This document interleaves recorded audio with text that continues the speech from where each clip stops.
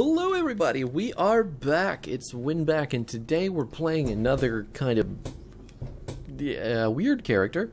His name is Deathwing. He's a big dragon. He does a lot of damage, and he's generally despised for being unstoppable all the time, no matter what.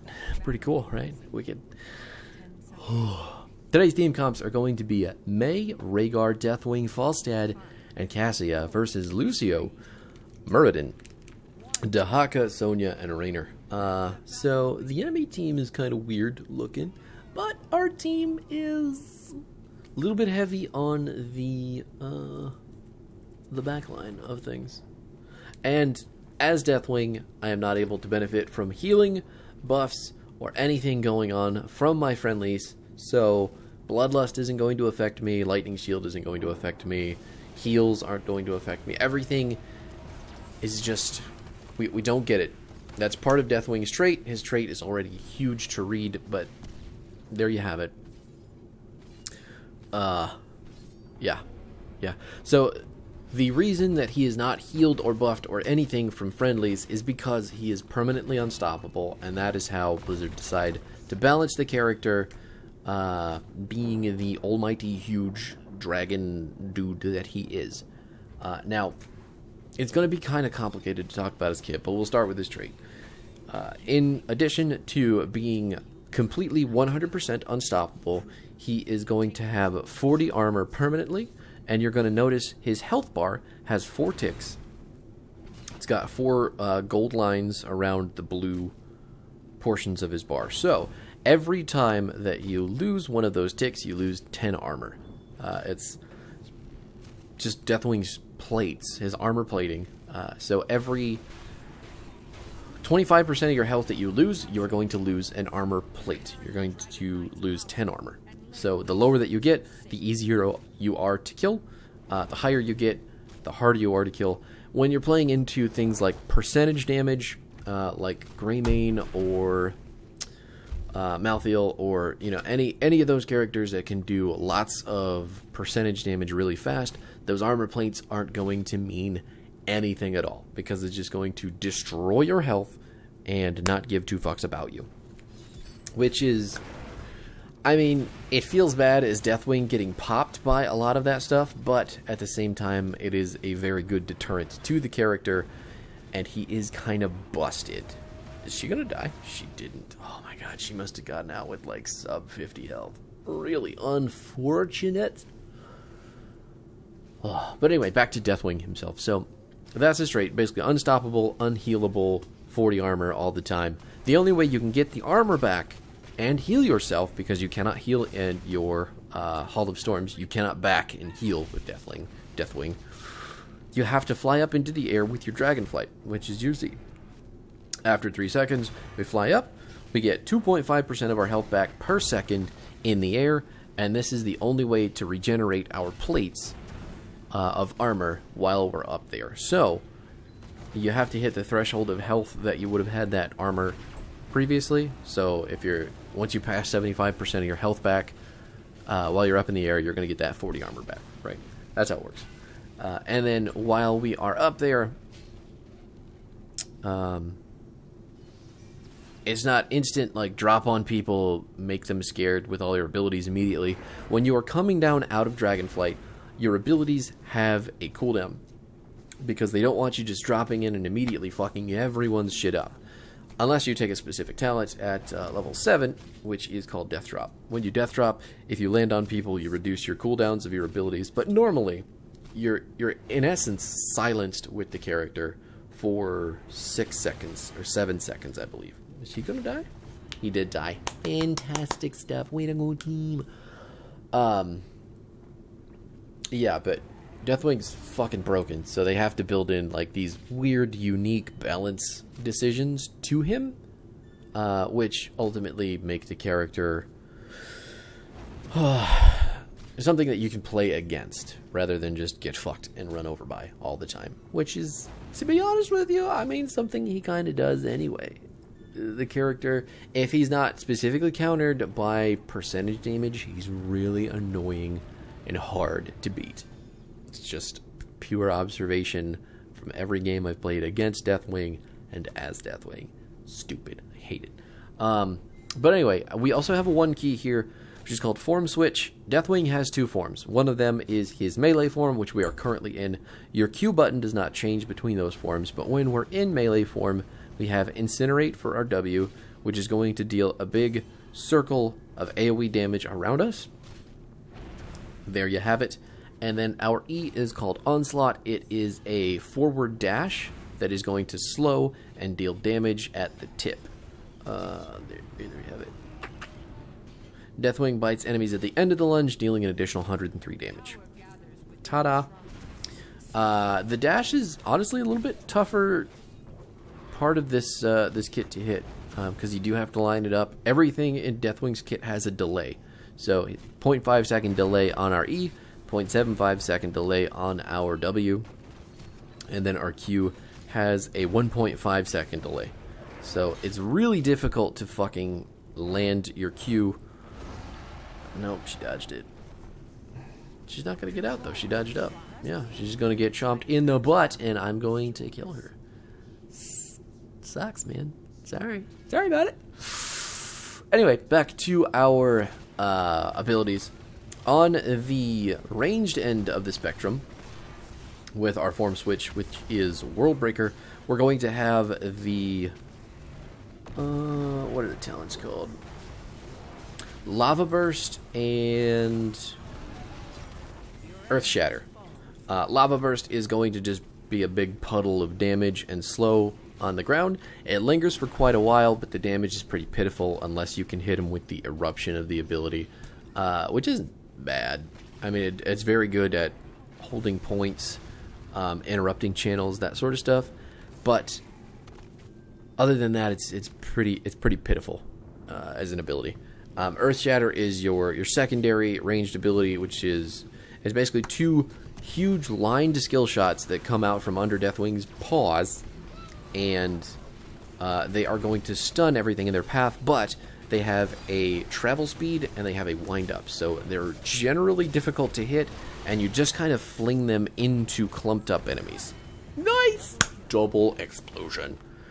Earth Shatter, I think, it's just more coincidental value than it is something that you can really line up and make work. Unless somebody's standing there channeling by themselves. I mean, just channeling all solo and stuff like a Mosh Pit or Ravenous Spirit or something like that. Oh my god. It's a lot of healing. We're going in. We're going in. Okay, well, I don't really know. You want to fight me? It's 2 versus 1 right now, do you know? Did you get that? We're going to go ahead and fear him out towards our Falstad. Come on, come on, come on. No! Oh my god, there's Sonya as well. I am in trouble. Okay. Thank you for the gust. I don't know if I needed it. I think I was out, but I can always appreciate a good save. Feels good. Feels good. But now that we're all out of... well, I guess we haven't talked about his ult, have we? He's essentially 2 ults. Cataclysm is unlocked from level 1, but it does have a 280 second cooldown, or 200, maybe a 300 second cooldown at the beginning of the game. But it's ridiculous. So once you have the ability unlocked, you just saw me use it up in the top lane there. Deathwing is going to jump up into the air, and after 2 seconds, he's going to fly forward, leaving a whole bunch of flames and destruction in his path. So anybody standing in those fires is going to take periodic damage, and obviously Deathwing repositioning himself is always good. At level 10, you have 2 talent choices. One is just another ability, which is called Bellowing Roar, and that is the only other fear apart from Gul'dan's Haunt in the game. So after 1 second, Deathwing unleashes a mighty roar. Again, you saw it up there in the top lane. It's a big AoE around him. Everybody's feared that's in that AoE, and they walk away from him. Pretty good. Really good for peeling for yourself, especially if there's like a Greymane on you, or a Malthael, or melee heroes that are just like, they have your number. Just like the Sonya here. Nailed it. I need to leave. I have this Banshee on my booty, and we're carrying Sonya around in our fire. Oh, that's weird. That is weird. Anyway, that is it for abilities for Deathwing. I know there's 5 trillion of them. You may end up playing this character just to play one form over another. Even though you can switch between the two, I don't see a lot of people necessarily doing that. A lot of players are either melee form, which is Destroyer, or ranged form, which is Worldbreaker. I think both have very good situational usage, but I could also see just like running it down on one, making shit happen, because the form switch itself takes it's got a channel on it. It doesn't say it in the tooltip here, but it does have a channel time, which is fucking annoying. Anyway, back to the whole purpose of the video, which is to tell you about Deathwing. His talent build is pretty simple. I don't need to help. I don't need to drop down there to help. Level 1, we're going to be taking Dragon Soul. Oh no, no, False Dad, are you gonna make it? We're dropping in behind him to try to get the save. I don't have any of my abilities ready yet. I missed the fear because Muradin jumped over, but it's okay. Our May is on the case to peel. Good stuff. Way to go, team. We're diving in with our Cataclysm. Muradin looking toasty. I think he's gonna get away. Something tells me I can't catch him with any of my abilities, so try to catch him here. Damn, son of a bitch. He got a little bit of healing back from his trait, which is ultimate sadness, but we're going to take the Dahaka out because the team fight's been going on without us. Muradin gets away, but we're going to trade too, so who really cares about that? Back to the build, though. Level 1 Dragon Soul is going to make our W, Incinerate, heal us for 75% of the damage dealt to heroes. So if we're hitting clumped up bunches of heroes, we're going to get pretty decent fucking healing. In ranged form is going to make the explosion damage from our lava puddle heal us for 150% of that damage, which is much harder to land on clumped up groups of characters. It's just, this isn't the talent I would take if you're a ranged build player. Just it's pretty bad for that. For melee, it's great. Okay, big snowball to the back line here. I don't have my dash up for a second. Didn't even need it because Cassie's just going to kill everybody. At level 4, we are picking up Heat Wave, and what this is going to do is basically give us a huge burning rage on the character, and it's going to stack up to 4 times, dealing 24 damage per second to all nearby enemies for the next 8 seconds. So, doesn't increase the damage at all, does not benefit the healing that we get from Dragon Soul. So you do not heal anymore from the damage that you're doing with Heat Wave. Level 7, I did pick up Death Drop because I do like having this talent to reduce the cooldowns as I drop into a fight, which is very important. You need to have those abilities ready to go when the team fight's ready, which is rough. Oh, big stun. Big fear into stun, honestly. I think he might get away, though. He does have a lot of heals. We're going to chase after him with our Cataclysm, but I think my team is not the most excited about going in. We're getting the Dragon Knight, though. Our False Dad's still doing the objective. Good stuff there. Oh. Level 10, Bellowing Roar, we already talked about it. Fire and Fury I picked up because basic attacks against rooted, slowed, or stunned enemy heroes dealing extra damage and reducing our cooldowns is great because May is doing basically all of those things. The slow, the stun, I mean, it's good stuff. It's going to work well with our kit, and auto-attacking is a very consistent way to get damage with this character. Let's be real. Especially in melee form. Otherwise, I'd pick up Ruination, which is going to make the bite from our Onslaught deal more damage. No, it's just going to make this slow. I don't know. I think I like Fire and Fury better. At level 16, I did take Gaze onto Destruction, which is going to reduce enemy damage by 75% when we drop in. I think it's kind of a situational talent tier, honestly. You kind of pick what you need most, especially if you're getting dove on by, Greymane, Malthael, all those fucking percentage damage dealers. You're going to want the Elementium plating for the heal and the shield that it gives you. But I just, it feels like such a bitch talent to me. I really don't. I don't like it. The other talent of that tier is a very good talent for your ranged form. Actually, no. It's a Q talent upgrade. It's called Conflagration.